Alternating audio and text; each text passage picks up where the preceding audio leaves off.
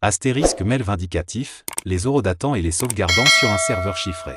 Pendant tout ce temps, j'ai agi comme un employé brisé.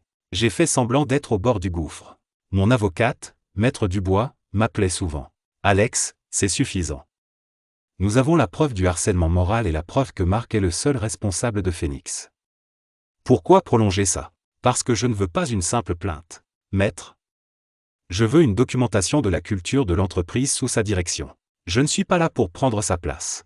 Je suis là pour nettoyer le système qu'il représente. J'avais besoin d'une preuve irréfutable, que Marc utilisait ma situation pour couvrir ses propres arrières et obtenir une promotion en s'assurant qu'aucune des conséquences de l'échec ne lui retomberait dessus. Cette preuve est arrivée 2 semaines avant l'échéance de mes 6 mois.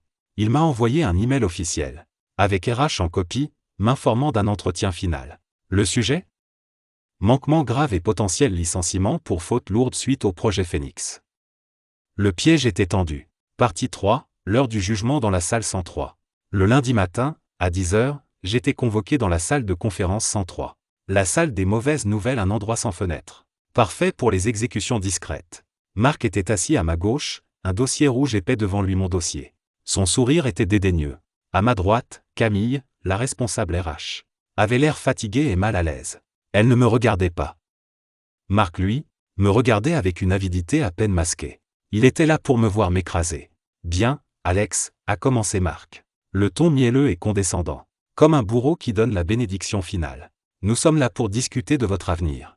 Ou plutôt de votre absence d'avenir chez Stratégie Plus. Il a ouvert le dossier, froissant les pages pour le dramatisme. Vos évaluations sont catastrophiques. Vous avez montré un manque de capacité de jugement, notamment sur le projet Phoenix qui a causé un préjudice de plus d'1 million d'euros. Nous avons toutes les preuves ici. Il a brandi un email, qu'il avait falsifié en inversant l'ordre des destinataires pour faire croire que j'avais ignoré ces avertissements, qui démontre que vous avez refusé d'intégrer les directives que je vous ai données. Par conséquent, après délibération avec la direction, nous proposons un licenciement pour faute lourde.